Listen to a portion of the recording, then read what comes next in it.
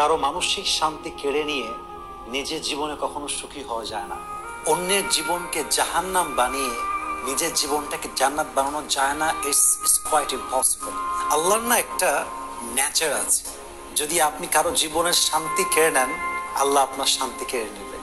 যদি আপনি কারো মনকে অকারণে ভেঙে দেন, আপনার মনটা কেউ না কেউ অন্যায়ভাবে ভেঙে চুরে চূর্ণ বিচূর্ণ করে দিবে। বাইরে বান্দার হক বড় sensitive.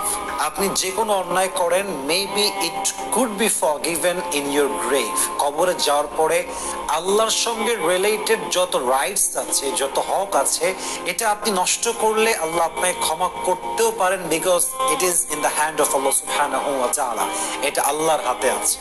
But if you destroy the rights of servant, যদি আপনি বান্দার হক নষ্ট করেন, এটা যে আপনার জন্য কবরে কত বড় আফসোসের কারণ হবে, you have no idea about it. কবরে যাওয়ার পরে যে কোনো গুনাহ মাফ হতে পারে, বাট আপনি যদি কোনো বান্দার হক নষ্ট করেন, কারো জীবনকে অশান্ত বানায় দেন, কারো জীবনকে জাহান্নাম বানিয়ে দেন, কারো জীবনের খুশি কেড়ে নেন, কসম আল্লাহে, আল্লাহর কসম করে বলছি, যতক্ষণ পর্যন্ত সেই বান্দা আপনাকে মাফ না করবে, ক্ষমা না করবে, আপনার এই গুনাহ কখনো ক্ষমা হবে না।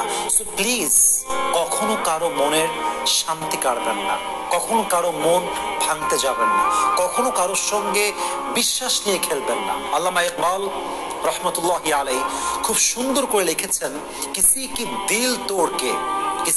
दिल तोड़ के कभी कोई खुशी से जी नहीं सकता, किसी की खुशी छीन के कोई कभी भी सुकून से जी नहीं सकता। अल्लाह मोहलत देता है मगर छोड़ता नहीं, अल्लाह मोहलत देता है मगर छोड़ता नहीं, और जब पकड़ में लेता है तो आजाब के बगैर कभी उसको छोड़ता नहीं। উনি বলেন যে কারো মন ভেঙে দিয়ে কেউ কখনো তার নিজের মনের শান্তি খুঁজে পায় না, কখনো কারো খুশি কেড়ে নিয়ে সে তার নিজের জীবনে খুশি হতে পারে না। এবং আল্লাহ যখন দেখে যে আমার একজন বান্দা, সে অনেস্ট, সে লয়াল, সে কারোর সঙ্গে চিট করছে না, কারো মন সে ভাঙছে না, কাউকে আযাব সে দিচ্ছে না, কারো মনের অশান্তির কারণ সে হচ্ছে না, অথচ প্রতিনিয়ত তাকে মানুষ কষ্ট দিচ্ছে, তাকে মানুষ আঘাত দিচ্ছে, একটা সময় গিয়ে আল্লাহ তাআলা সেই বান্দার সামনে সবার চেহারার যেই মুখোশ আছে এটাকে রিভিল করে দেয়, এটাকে উন্মোচিত করে দেয়, এবং সে বুঝতে পারে কে আমার আপন, কে আমার পর। এবং আল্লাহ যখন বিশ্বাসঘাতককে আযাব দেয়, আল্লাহ যখন আযাবে নিয়ে আসে, আল্লাহ তখন কাউকে আর ছাড় দেয় না। এই জন্য আমরা মাঝে মাঝে বলি, আল্লাহ ধরে না, ধরলে কিন্তু আল্লাহ কাউকে ছাড়েও না। এই জন্য মেহেরবানি করে যদি পারেন মানুষের মনের শান্তির কারণ হবেন, যদি পারেন কারো জীবনে শান্তির কারণ হয়ে আগমন করবেন, কারো জীবন নিয়ে খেলবেন না, কারো বিশ্বাস নিয়ে খেলবেন না, কারো ভরসাকে ইস্যু করে ব্যবসা করতে যাবেন না। মাথায় রাখবেন, কেউ না দেখলেও আল্লাহ আপনাকে দেখছেন। মাজলুমের দোয়া এবং আল্লাহর যে আরশ আছে এর মাঝে কোনো দেওয়াল নাই। মাজলুমের দোয়া একদম সোজা আল্লাহর আরশে আজিমে গিয়ে নক করে।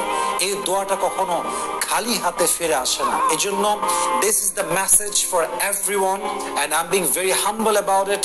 বিনয়ের সঙ্গে বলছি, যদি আপনি মুসলমান হতে চান, যদি আপনি সত্যিকার অর্থে নিজেকে মুসলিম হিসেবে দাবি করতে চান, কারো বিশ্বাস নিয়ে খেলবেন না, কারো জীবনকে জাহান্নাম বানাবেন না, কারো মনের শান্তিকে কেড়ে নেওয়ার চেষ্টা করবেন না।